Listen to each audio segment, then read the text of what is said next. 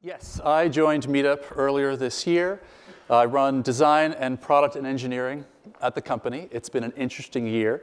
I thought that I was getting into trying to revitalize an aging internet company that a lot of people love. The last few weeks have been tough, tied to our parent company. But that's another story. That I'll have to save for another time, keep myself out of trouble. What I wanted to talk about today was an epiphany around hiring and building teams that came to me a few years ago. Now, how many of you think that you are going to need, and I'll have to do this to see you, that you raise your hand if you think you're going to be hiring a junior, mid, or senior product manager in the next couple of years? Everybody, that's what I thought. How many of you think it's going to be easy to find someone super talented and a great fit? That's also what I thought. I share your pain. So I'm going to tell a little story, and I'm going to go into some tactics. 13 years ago, my family and I moved up to Rye in Westchester, New York. And the weekend we arrived in Rye, my wife joined the church choir. Then 7 years ago, my daughter, who's now 14, joined the choir. 4 years ago, my son joined the choir, and like an idiot, I said, what the hell, we're going all in. So I joined the choir. I knew nothing about what I was doing, but we had the advantage of this choir, where each section, I was a bass, we had bass, tenor, alto, soprano. Each section had a professional to mix in with the volunteers and to help the clueless people like me figure out what they were doing. In the bass section, there was this young man, a professional named Simon Riker. Simon was a few years out of college. And like so many people that we meet here in New York, he was a creative chasing his dreams. And so he was trying to write and produce a musical. And to make ends meet, he was taking odd jobs. He was singing in our choir in a paid profession. He was teaching young kids music. And he had a part-time job doing marketing at a little children's theater. And I was watching this fella, because when our cranky Scottish director was sick or traveling or busy playing the organ, he would ask Simon, who's there on the right with his back to us, and you could see my balding head in the back row, he would ask Simon to direct.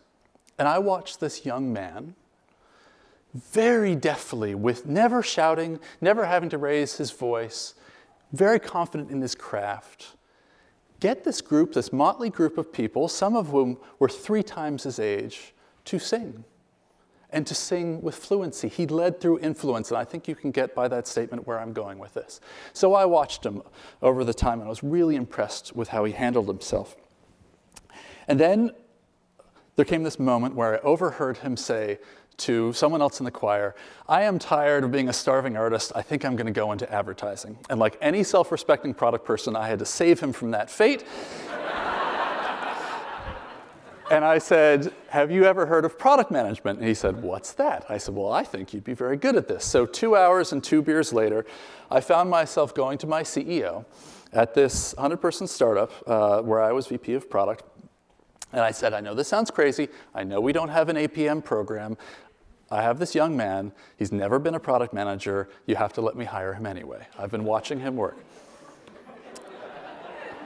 He actually let me do it. He let me do it. Hard to believe.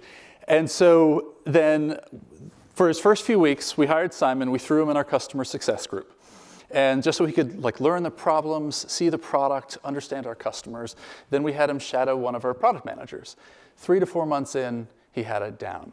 6 months in, I promoted him to a full product manager. 2 years later, when I left to go to Meetup as CPO, the company, instead of racing out to hire another VP of product, made Simon the head of product at the company. That's how well he was doing. There's a secret. He was one of the best hires I've ever made, and part of that's down to him. It's amazing, but there's a secret to this, in that I got to watch him over this period of time and see what he was made of before bringing him in.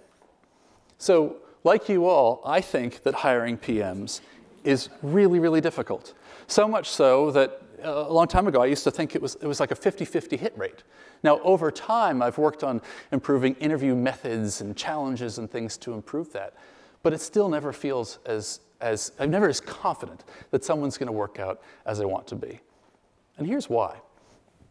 When I describe this job to people who are interested in getting into PM, I draw this spider graph. These are all the skills that you need to do this crazy multidisciplinary thing that we call product management these days. Internal and external communication. You need to be able to do qualitative research. You need to understand the numbers and the data and finance. Shelley kicked us off, giving us a kick in the ass this morning about that. Product design, you have to have a nose for features and product design, even if you're not the best designer in the world. Same thing for engineering. You don't always have to be an engineer. You have to know how we make software. So much of the product management job is making teams run well. I always say that a PM's job is to make sure that good decisions get made, even if they don't make the decisions. So you got to understand process. You have to understand agile. Sales and marketing. You're responsible for the success of your features. So you better understand, even if you don't do the sales and marketing work, you better understand what those pieces are. And then lastly, domain expertise. Very powerful element of our jobs. I actually think people over-index on domain expertise in hiring, but still a critical thing to grow. But this is only half the picture. This is the other half. This is the soft stuff. Are you collaborative? Are you charismatic? Can you lead a room? But do you have the ability to lead that room with humility? Can you think strategically? Can you think analytically? Are you creative? Do you have curiosity? And are you a lifelong learner? And I haven't come up with a better way of phrasing this than complexity busting, but we are constantly put in a position where you have to choose between complexity and simplicity, and you need people who can choose simplicity. So you got these, two huge spider graphs that go into this job, and I had a really talented PM say to me, doesn't this mean that we've designed a broken job? I mean, how is this possible? And I thought about it. But this is the job. The whole reason why modern product management has evolved the way it has is that our world has gotten so complex, it's so uncertain, it moves so fast. Product market fit is not a line in the sand. It's an ephemeral thing that you're constantly fighting towards. And so if you want to allow an engineer to go deep and a designer to go deep and a marketer to go deep, someone has to synthesize all those pieces and help the thing move in the right direction towards impact. That's the whole point of today, right? Impact. And so this is the job. But no one begins this way, being perfect at all these things. Here's how I saw Simon at the beginning when I first met him. On the left, in terms of skills, he went to a good liberal arts college. He was very well spoken and very intelligent, and he'd had a little bit of sales and marketing training, but pretty much everything else he was completely raw. His passion had been in music. But on the right, on the soft skills side, the traits, he was incredibly collaborative, incredibly charismatic. For a confident young man, he was actually remarkably humble, very curious. He hadn't developed his analytical and strategic skills yet, but you could see that the talent was there. So you've got all these pieces, and in some ways, when you look at this, you understand why I was feeling at one point in time why it felt like a 50-50 hit rate, because it's easy to design interviews for the skills side. It's very hard to design believable interviews over, say, 8 hours and maybe a design challenge for all the traits on the right. But there is a place where you can do that. There is a place where you can see people's collaborative nature, their leadership abilities, their humility. And that's inside your company. If you look around your company, who are the influencers? Who are asking really great questions? Who are the curious people? Right? You can see them. I guarantee if you take a second and start to think about it, those names will start to pop into your minds. And so there are ways to, this was going to come in one at a time, but I'll go through this all at once.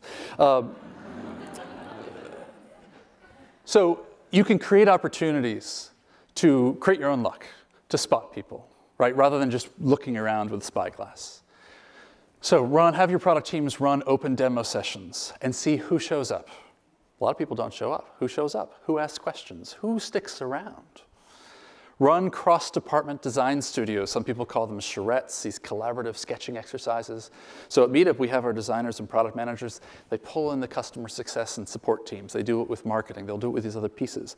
But in those exercises, you can spot who's got a decent product nose. Hackathons are really interesting as well. Because hackathons allow you to kill a few birds in one stone. One, who has an interesting idea, who can pitch other people on their idea, and in the process of leading a team, who successfully can do it versus pissing everyone off on their team. And then one of the things that we do also at Meetup is we have ambassador programs. So every product squad has someone from customer success who embeds with them and someone from our data team that embeds with them as well. And that gives them exposure to how products are being created, and we get to have exposure to them as well to figure out, hey, is there someone that we want to get a hold of? Lastly, as a product leader, you can run office hours talking about your strategy and your prioritization. Again, who shows up? Who challenges your thinking? Right? Who asks really good questions? Classic places to look if you're looking inside your company: customer support and success, user research, business intelligence, your business analysts. Now, the key thing here is they've got the quant side. They usually have the strategic brain. You got to make sure they have the soft skills and sort of that design nose. Product marketing, people who've become very good at communicating and understanding value propositions and packaging sometimes want to get into the shaping of the product itself. But there's also two other places you could look that aren't jobs themselves. One is people who've raised their hand to take on volunteer leadership responsibilities. An employee resource group is a classic example of this. And the last is your rovers, your multidisciplinary people. The people that have moved from job to job, have been relatively successful in each one of these jobs, but still haven't found their home. And the funny thing about these people, and I speak because I was one of them, is that they most likely feel unsuccessful. Our world asks you to get into a lane and stay in that lane. You get put in boxes, and you're supposed to go into product and stay in product your whole life. But good product managers often do very many things. A lot of us come into this field from weird directions, but that's actually a strength. So who is bouncing around your company feeling like they don't have a home? If they've got a decent product nose, maybe you can give them a home. All right, you spotted talent. Now I'm going to get tactical about what you can do with them. So I believe in creating APM programs. Some places these work, sometimes they don't. Here's a structure that I recommend. 3 6-month stints for whoever's in your APM program. And at each 6-month point, you decide whether you're going to continue and give them another one, or whether you're going to end it, or they might want to end it, or whether they're actually ready. Because some people might be quite senior coming into your APM program, and you want to promote them, just like Simon was, right away. As you're going through this, they should be shadowing. They should be on a product team, and they should be shadowing a product manager, doing the things that a product manager is doing. Now, at the beginning, they can't do sophisticated user stories and maybe data analysis, but they could certainly help run experiments and do qualitative research. But every week, the product manager should be mentoring them and sitting down with them, and then no less than monthly, whatever VP of product you have running the program should be helping them understand how they're doing, whether or not there is expectations of a job afterwards, and just keeping them in line. There's 2 big decisions that there's no right answer for that you need to think about in your culture and your context. One is, if it doesn't work out, is their old job still there? Or is another job still there? At large companies, it's reasonable to say, all right, this is a smart, talented person. We'll be able to find something for you. If your company is 200 people or less, that becomes very difficult. Right? There's a spot, if all of a sudden they moved into the APM program, well, there's still a need that you hire somebody, all of a sudden that budget and that spot is gone. There may be no place to go back to. The key thing is that people going into the program know whether they're taking that risk or not. So you have to decide for yourself as a company with your CFO and CEO whether or not you can promise alternatives or whether it's a possible one-way trip. Same thing goes for salaries. You have to be very explicit with your policy as to whether or not you're going to grandfather their salaries or whether you're going to change. I will be transparent and say at Meetup, the way it works is that if you're in the APM program, you make $90,000. And if you were making lower than that coming in, you get a raise. And if you were higher than that coming in, you drop down. And that's controversial. And we had a big debate about that. But I've inherited teams where people had transferred over from more higher paid jobs, more seniority. They wanted to break into product, and so they became junior, and all of a sudden they were paid much more than people who were significantly more senior than that, and that led to a lot of dysfunction that I didn't feel like continuing with. But again, there's no right answer to that. It depends on your culture. The key thing is that the people coming into the program know what they're getting into. There are a few gotchas for these things. One, you've got to convince your CEO and your CFO to allow you to do this. And the way I would encourage, if you have, for every 5 product teams, if you can create 1 APM slot and just have that be a rolling budget, not tied to the person, but like a permanent funded seat, that's the ideal. You need to talk to them in terms of numbers, right? If you're talking to a CFO, their language is numbers, you have to speak to them in terms of numbers. Why are we doing this? You will need to convince them of how strategic product is to the company and how hard it is to find product managers and hire them as to why this is worth it.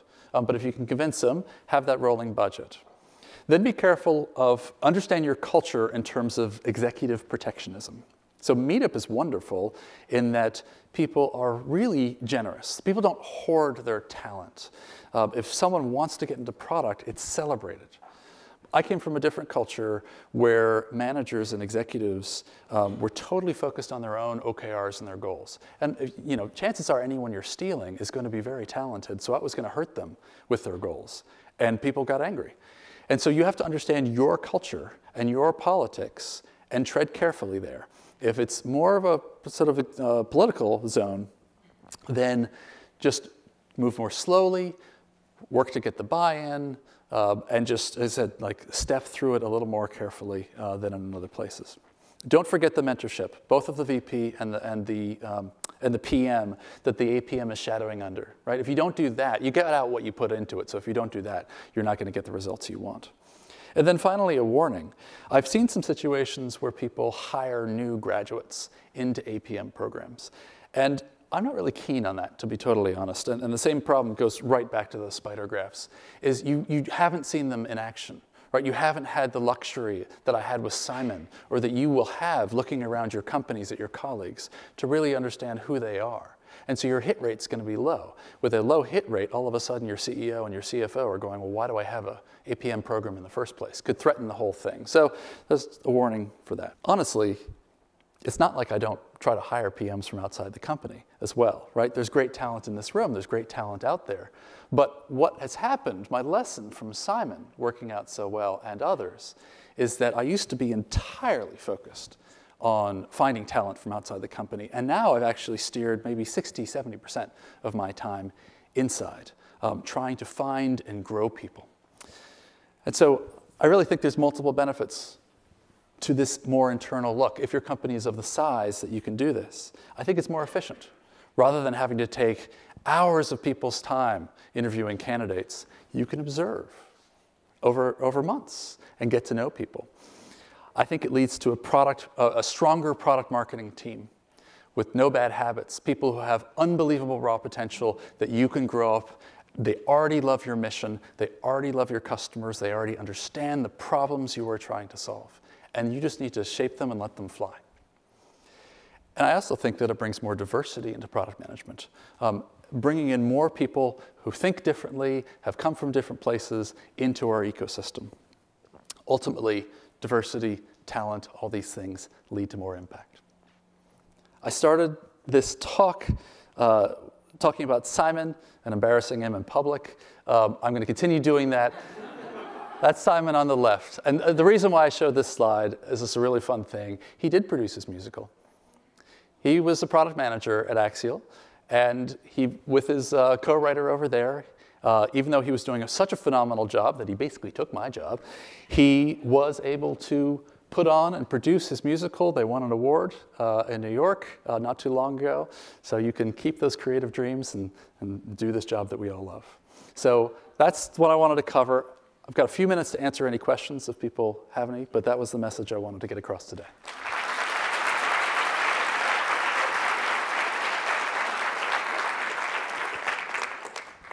That's a really tactical question, but you mentioned having that 1-to-5 ratio in terms of taking the PM. Do you just keep that open? I'm just thinking in terms of kind of like you throttle that position opening, depending on, it's just hard to look 18 months out and say, I'm definitely going to be maybe I'm here versus. Yep. So the question is, that one APM per 5 teams, do you keep that running? And how hard is it to look ahead? I mean, unquestionably, one of the difficult things about this is if you aren't sure if your company is going to be growing, right? There's a limited number of product manager seats on the bus. So you either need attrition or you need growth, one or the other. And so, and again, this comes down to really setting expectations with people coming into the program and people who are in the program. The compensating factor there is that, so I have my eyes on 3 really talented, wonderful people within Meetup that I've been talking to about this program. And we're obviously in a lot of turmoil. We're getting spun out. We actually just had to lay some people off. And so that's not a great time to enter into this. If they are going to go into it, however, at least they will have broken into product. They will be able to get some fabulous training. And given the job market and the demand for product managers, I think they would end up with a phenomenal opportunity, even if my team didn't get to take advantage of it. So that's a sort of a promise. But back to your question, whether it's 1 to 3 or 1 to 5, I went with 5 because it's a financially friendlier number. The notion is to try to convince your CFO and your CEO to not be latched onto names, not be latched onto people, but this is a permanently funded seat, almost like at a university you have a chair that's permanently funded.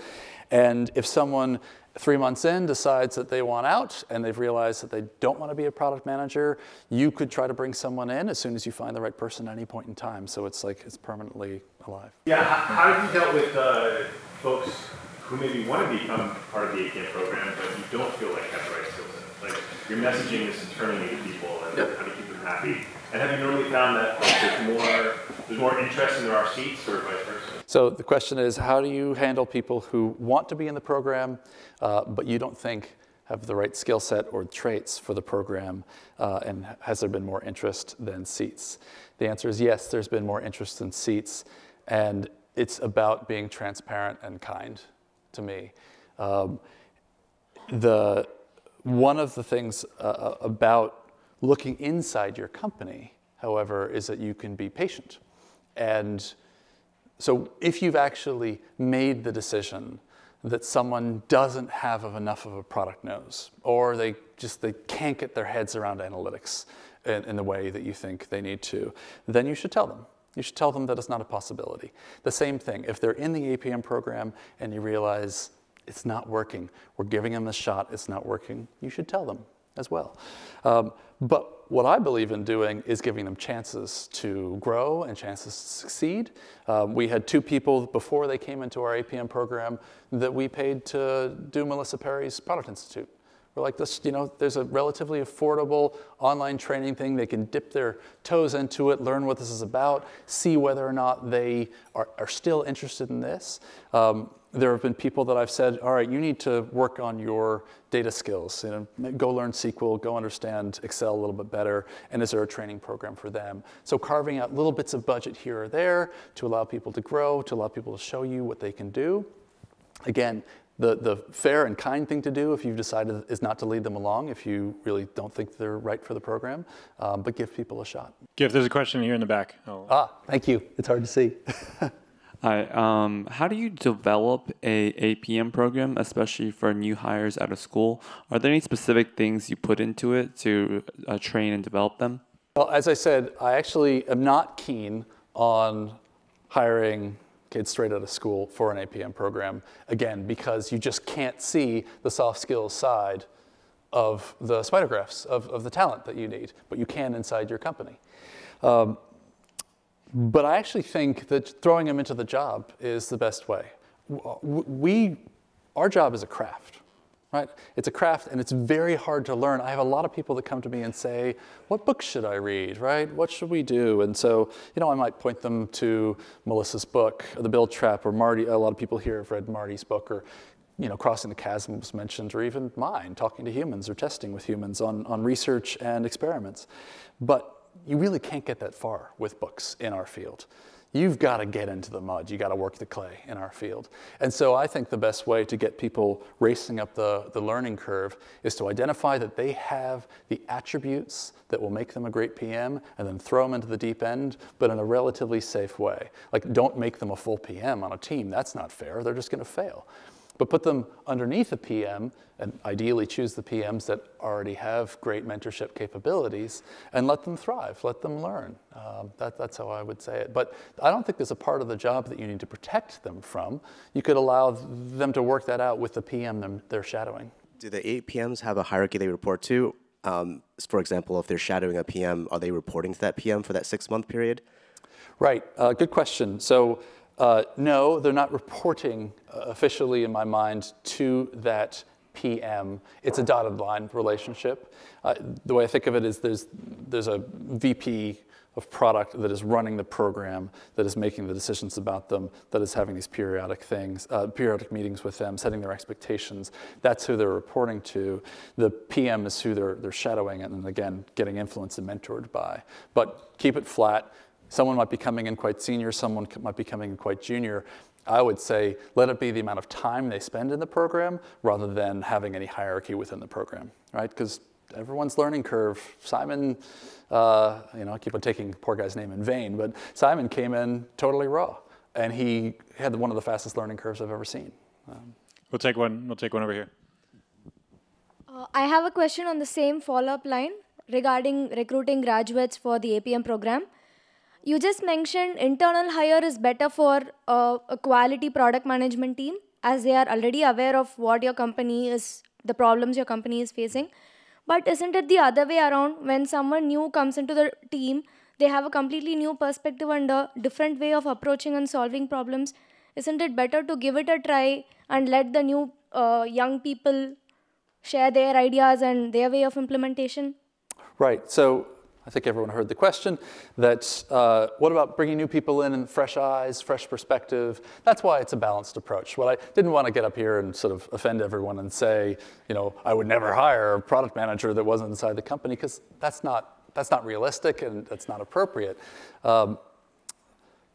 It's simply that I was blind to this pool for too long. And maybe you all are wiser than me, but I wasn't paying enough attention to the people inside my company and really thinking about how to spot them and develop them. And that was my real epiphany with Simon a few years ago. And David Cancel's been talking about that for ages, about hiring internally. It does not reject hiring talented people from outside. And you're absolutely right. People bring experience, they bring fresh eyes, they bring very many things. But I would say take an approach, look for both, and I think you'll get a lot out of it. That's all the time we have. Great. Thank you, Giff. Thank you, Dan. Appreciate Thank it. you all.